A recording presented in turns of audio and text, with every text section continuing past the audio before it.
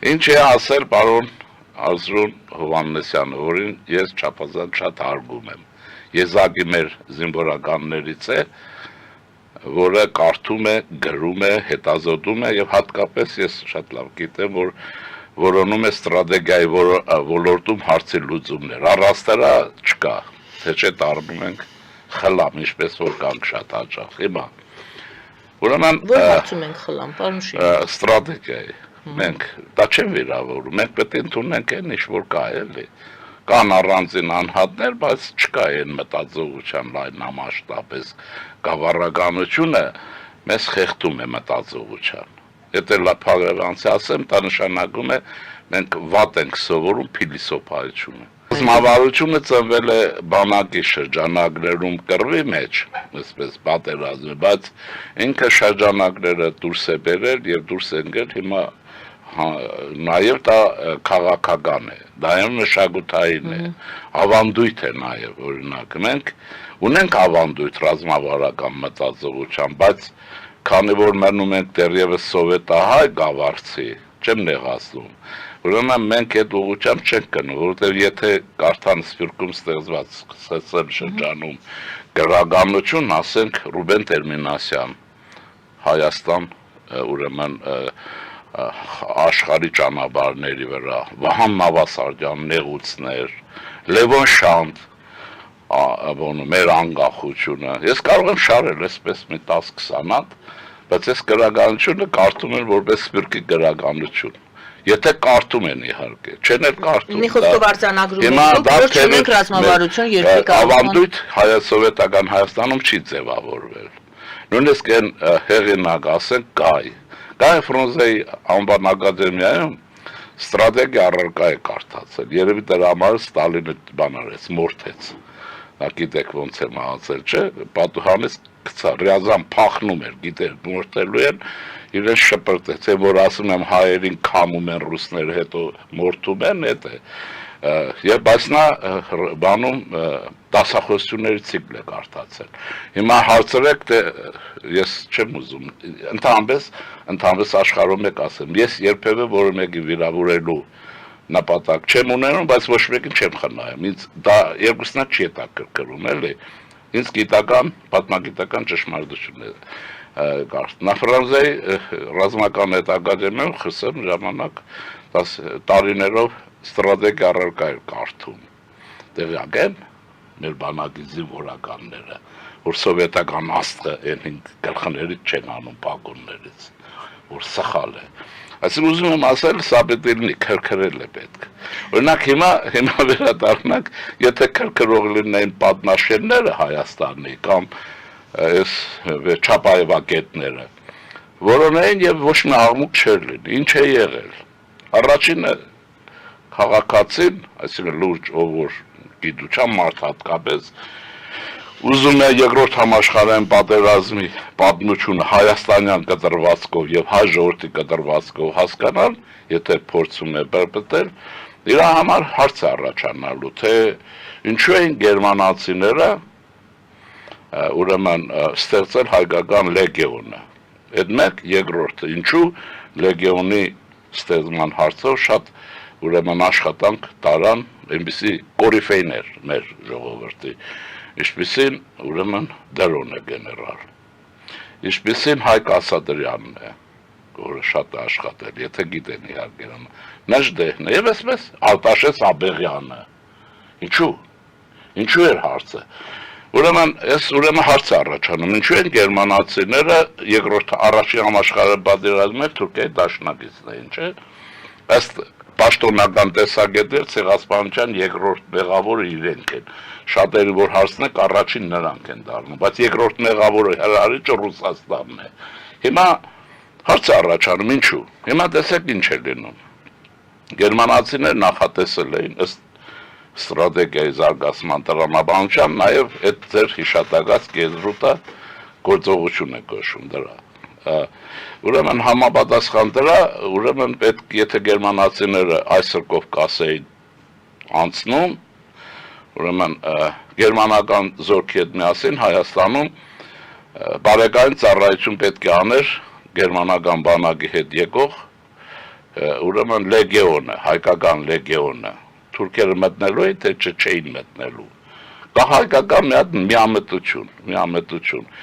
Սովետական բան է, ԳԳԲ-ին, որ ասում են մեկ կաղապար է, գցած է հայերին կուտը տվել են։ Եթե Ստալինգրադում հաղթեին գերմանացիք, թուրքերը մտնելու են այսպես։ Նախ ասեմ աշխարհում եք որ,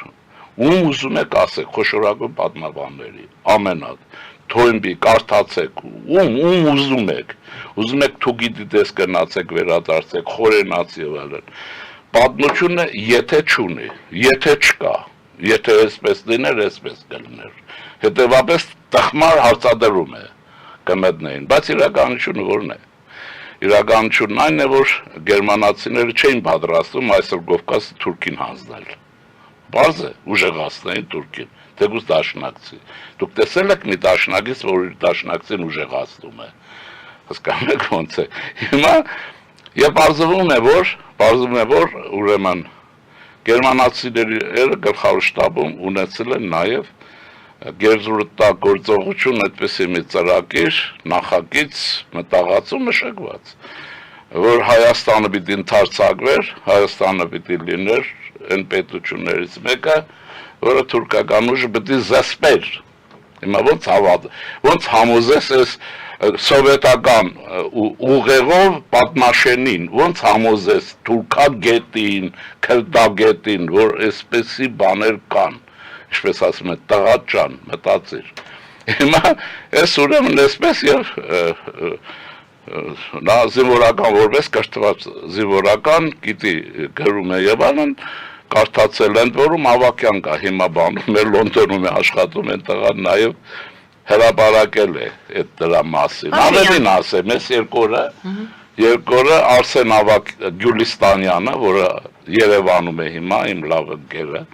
որին նաև դիվանագիտական շրջանակներում ճանաչում են Ավստրիայից, Facebook-յան ուրեմն էջում էլ գրեց այդ նախագծի մասին, որ այսպեսի նախագիծ է եղել, քանի որ իրադարձություններն այլ ընթացք ունեցան, գերզրուցակիրը չիրականացավ, բայց ռուսական հեքիաթը մնաց, որ հաղթեին, ուրեմն գերմանացիք մտնելու են, ցեղասպանությունը շարունակվելու է, սուս մնացեք գրբանիցս դուրս չգաք, հանկարծ չշնչեք։ Հիմա ռուսը չկա, սրանք էլ ռուսի չգրբանից դուրս չեք գալիս, ես եմ մտածողությունը։ Պարոն Հովհաննիսյանին լրացնեմ տրամաբանության մեջ, այդ ասածը։ Չգիտեմ հայությունը գիտի թե չգիտի, ես ասեմ, երկրորդ համաշխարհային պատերազմում շուրջ 600,000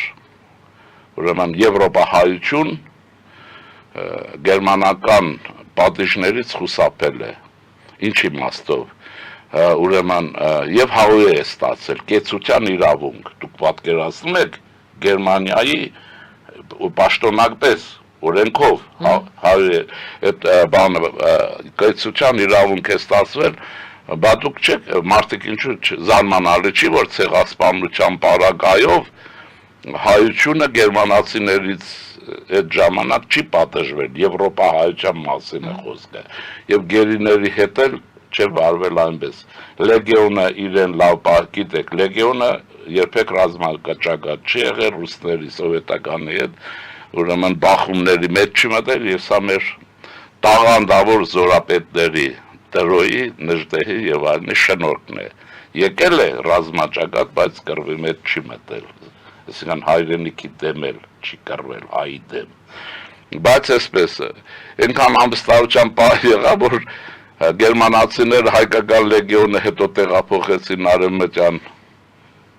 Եվրոպա ուղարկեցին եւ մի մասը զինվորական որպես բարեկային ծառայություն է իրականացրել Հոլանդիայում։ Դրա համար հիմա հոլանդացիներ երևի շատացել են, էլի։ Այսինքն հիմա տեսեք, բայց ինչն է, բան, ինչու։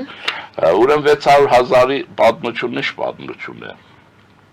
Ուրեմն Հիտլեր իշխանության գալուց հետո այն ռասայական տեսություն, Ռոզենբերգ եւ այլն ըստ եղած նյութերի թուրքերը հաջողեցրել են սեմական ժողովուրդների ընտանիք տեղավորել հայերին։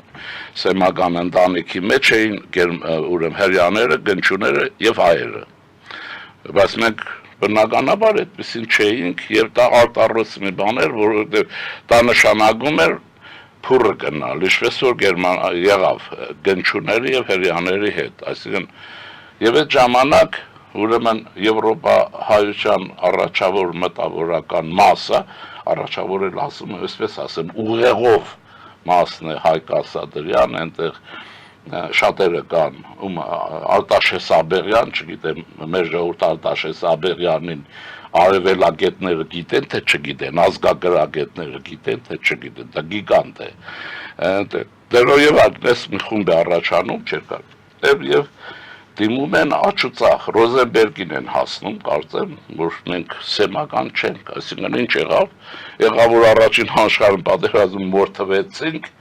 հիմա սեմականով երկրորդ անգամ ենք գնում եւ աղետալի վիճակ է լինում,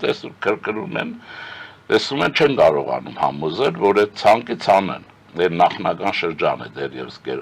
Հիտլերի եւ այլն եւ ինչ են անում, դիմում են հին հռոմեացիներին, Մուսոլինիին, գնում են Հռոմ, ուրեմն մեր ժողովրդին մեծագույն բարիք գործած ֆաշիստին, ֆաշիստ որ ասում են, այսպես ասեմ, ի տարբերություն բոլշևիզմի, ուրեմն գնում են եւ ընդունելություն էին եւ բացատրում են, որ մենք որ պատկերավոր ասեմ, այն որ դուք կայիք հռոմեացիները, մենք կայինք արմեններս, այն հույները որ կային եւ այլ պարսի ուրիշ մարդեր չկար այն դարերում։ Հիմա դա ստացավ մենք սևական։ Եվ իմ մացած բանով, այս կարդացած բան է։ Ես դա իմ դոկտորականում գրել եմ, քանի օքի կարդացել, փաստագրած, աղբյուրներ եւ այլ։ Ասել եմ, որ ուրեմն Մուսոլինին վերցնում է հեռախոս, զանգում է Հիտլերին։ Եվ Հիտլերին բացատրելու եւ այլ ցանկից հայերին հանում է մեզ։ Ոչ միայն ցանկից է հանում, հայերը ստանում են վստահված ժողովրդի կարգավիճակ, այսպես ասենք չի, 600,000 հայ կյանք, Եվրոպահայության կյանք փրկվում է Եվրոպայում։ Ուրեմն ռուսական ճակատներում 600,000 հայ զորակոչվում է, 300,000-ը ոչնչանում է, ժամանակի ընթացքում էր հայերի հայրենիքը Նախիջևան Արցախը ռուսների կողմից տրվում Ադրբեջանի թուրքերին։ Հիմա դերեք համատեք։